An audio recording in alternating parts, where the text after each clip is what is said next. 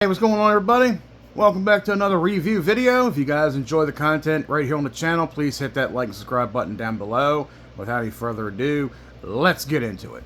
So let's take a look at a classic from back in the day, and that is Jumanji, the game. You guys remember the movie Jumanji, starring Robin Williams and Bonnie Hunt? That was a pretty good movie back in the day, but nowadays it kind of wore a little bit thin with the cheesiness and all. But with every movie that came out, for children, of course, there came a board game, and this was one that was very popular to go along with the movie. Nowadays, you look in Walmart and you find the one that has the hardened box, and it opens up just like the one in the movie. But this is not that one. This is the one I had when the movie first came out. This is the one that did come out back in the day, and I was lucky to find this in a local thrift store for $4.49. I don't know why they got it labeled under housewares and toys. But yeah, this was how we played Jumanji back in the day. It wasn't the fold-out board, like I said, and I have that version somewhere upstairs. But we're going to take a look at this one right here. This was the one that is our childhood favorite. And of course, it starts out with giving you the instruction booklet on how to play the game. And then they got this little cardboard insert. Usually, a lot of games back then, including games like Monopoly and such, don't have a cardboard insert. This is just a quick glance. In case you don't want to look at the instructions, you can just look this over and say, okay, look, roll and move, danger cards, rescue die, and here's the doomsday grid. Now, like I said, it does come with pretty much everything. Now, the game is 4 players, so it does come with these 4 little dice. They're known as rescue dice, and they have these little icons on the side. And it's usually with what's getting into the game. I'll explain a little bit more about those. And of course, you have your pieces, your colorful little pieces right here, which are your pawns. And this rhinoceros does come into play. I'll explain that here in a little bit, especially with the timer. Of course, the timer, I think it's like a 30-second timer. And then you got one very weird shaped die. It's kind of like, you know, like you're playing Magic the Gathering or Dungeons and Dragons or something. I don't know why they couldn't really just add a regular number die.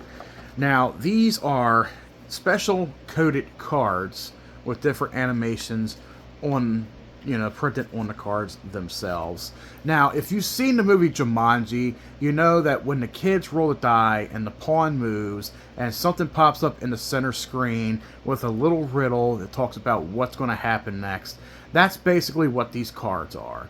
So you can't see it from the naked eye, but then that's where this little decoder comes into play. And of course, the new version of it, the boxy version, has a decoder, which I think is about the same size, but it's separate from the board. So you just put your code in there, your little card in there, you can actually see, okay, you got the icon for an open door, which is somewhere, yep, it's on the die right here. And you got the number 3. I forgot what the number stands for, but it gives you the riddle of what's happening. So then now players have to flip this over, and you got 30 seconds to roll an open door, or I think the timer, let's just restart, I think it is, or stop the timer or whatever. So if you end up rolling it, then you're in the safe. Now let's go ahead and take a look at the board itself. Alright, so now that I mentioned how the board pretty much looks on the newer version, this was what we had back in the day. Yes, this is the board for Jumanji. And that big old hole in the center is where your card coder goes. So yeah, you got a space over here where the cards go, where you can't figure them out in time. You got a draw pile and you got a discard pile for your cards over here. And it's very spacious, very big. So that's what I like about it. It's not too cramped in. Everything is pretty spacious. Now, when it comes to landing on a rhino spot, and I think what it is, when you land on it, you can take this little rhino here, and you can put it in a space ahead of any pawn. So if you land here, and you want to block somebody, let's say yellow, and they're right here, you can put this in front of their piece right there. And then they must roll an even number to pass the rhino. If not, they are stuck in place if they can't roll an even number. But the basis of the game Jumanji is to be the first player to get to the center on top of the decoder basically and yell Jumanji, and the game is over. But I think you're also playing along with the other players as well, helping each other out, or at least trying to be the first one to get everybody out of the jungle. This was a pretty cool game back in the day. You know, if you want to be like just like they are in the movie and play this game, this was very fun to do.